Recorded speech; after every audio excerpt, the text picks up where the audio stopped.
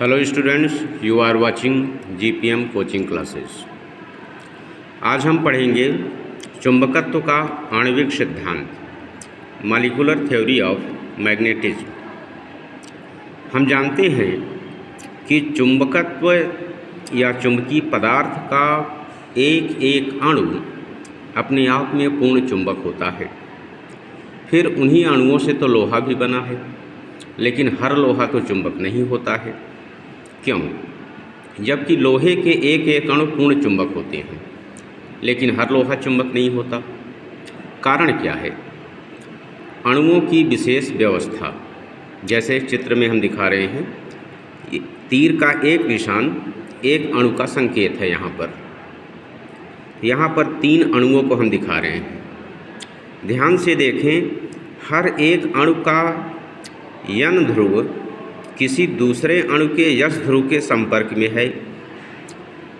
कहीं भी देखें, जहाँ भी 2 अणु एक दूसरे को टच कर रहे हैं, तो एक अणु का यन, दूसरे अणु का यस एक दूसरे के संपर्क में आने के कारण वो एक दूसरे के चुंबकत्व को नष्ट कर देते हैं। तो अगर 3 अणु हैं तो इस तरह त्रिभुज बनाते हैं, 4 अणु हैं तो इस प्रकार का चतुर्भुज बनाते हैं, और हर एक शीर्ष पर देखिए तो एक अणु का यन तो दूसरे अणु का यस एक दूसरे के संपर्क में हैं। इसीलिए ये एक दूसरे के चुंबकत्व को नष्ट कर देते हैं। यदि 4 से ज़्यादा अणु हैं तो एक लंबी चेन बनाते हैं, एक बहुभुज इस तरह से बंद आकृति बनाते हैं। और इस बंद आकृति में भी ध्यान दें तो एक अणु का यन दूसरे का यस, फिर एक का यन तो दूसरे का यस। इस प्रकार से ये एक चेन बनाए हुए हैं कि एक अणु का यन ध्रुव दूसरे अणु के यस ध्रुव के संपर्क में रहता है, और सभी एक दूसरे के चुंबकत्व को नष्ट कर देते हैं। इस तरह लोहा या किसी भी चुंबकीय पदार्थ का एक एक अणु पूर्ण चुंबक होता है। इसके बावजूद भी लोहा या सामान्य चुंबकीय पदार्थ चुंबक नहीं होता है। तो इसका कारण है अणुओं का बंद समूह।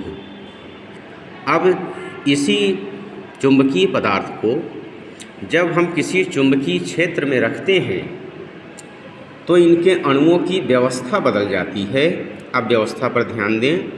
यहाँ पर सभी अणु एक निश्चित दिशा में इस प्रकार से व्यवस्थित हो गए हैं कि सारे अणुओं का यन ध्रुव एक तरफ हो गया है और यस ध्रुव उसके विपरीत ओर हो गया है। ये है चुंबकित अवस्था। जब चुंबकीय पदार्थ चुंबक बन जाता है तो अणुओं की व्यवस्था इस प्रकार हो जाती है। बंद समूह टूट जाते हैं और प्रत्येक अणु एक निश्चित सिस्टम में आ जाता है। यहाँ चित्र में देखें, कोई भी अणु को देखें तो बाईं तरफ यन है, दाहिनी ओर यस। तो ये बीच बीच में तो अब भी यन और यस एक दूसरे के पास पास हैं, लेकिन किनारों पर देखिए, यहाँ पर हर अणु का यन ही यन दिख रहा है। ऐसे ही दूसरे किनारे पर देखें, यहाँ पर हर अणु का यस ही यस दिख रहा है। अब यह पूर्ण चुंबक बन चुका है, जिसमें बाएं किनारे पर यन ही यन होने के कारण ये चुंबक का यन ध्रुव बन जाता है, और दाहिने किनारे पर सभी अणुओं का यस यस होने के कारण इस तरफ चुंबक का यस ध्रुव बन जाता है। इस प्रकार अब यह पूर्ण चुंबक बन चुका है। किनारों पर हमने अणुओं को हल्का सा तिरछा दिखाया है, तो आपको याद होगा समान ध्रुवों में प्रतिकर्षण होता है। इधर सारे अणुओं का यन यन होने के कारण वो सभी एक दूसरे को प्रतिकर्षित कर रहे हैं, इसलिए थोड़ा सा फैले हुए हैं। इसी प्रकार दूसरे किनारे पर यहाँ सभी अणुओं का यस यस यस दक्षिणी ध्रुव है। यहाँ भी समान ध्रुवों में प्रतिकर्षण हो रहा, इसलिए सभी अणु एक दूसरे से दूर हटने की कोशिश में थोड़ा सा फैले हुए हैं। यही है चुंबकत्व का आणविक सिद्धांत। अब यदि हम इस चुंबक को गर्म करें, पीटें, पटकें, किसी तरह से उस पर चोट पहुंचाएं, तो अणुओं की जो ये विशेष व्यवस्था है ये डिस्टर्ब हो जाएगी और वो फिर से उसी प्रकार बंद आकृति बना लेंगे जैसे कि पहले बनाए हुए थे। हर अणु का यन ध्रुव दूसरे अणु के यस ध्रुव के संपर्क में आ जाएगा और चुंबकत्व नष्ट हो जाएगा।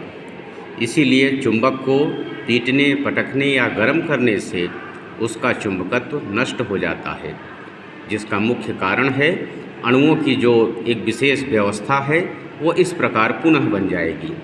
फिर से वो बंद आकृति बना लेंगे और एक अणु का यन दूसरे अणु के यस ध्रुव के संपर्क में आ जाएगा और सभी एक दूसरे के चुंबकत्व को नष्ट कर देंगे। इस प्रकार उसका हर अणु तो चुंबक रहेगा, लेकिन उन्हीं अणुओं से बना वो चुंबकीय पदार्थ फिर चुंबक नहीं रह जाएगा। यही चुंबकत्व का आणविक सिद्धांत है। Okay, thank you.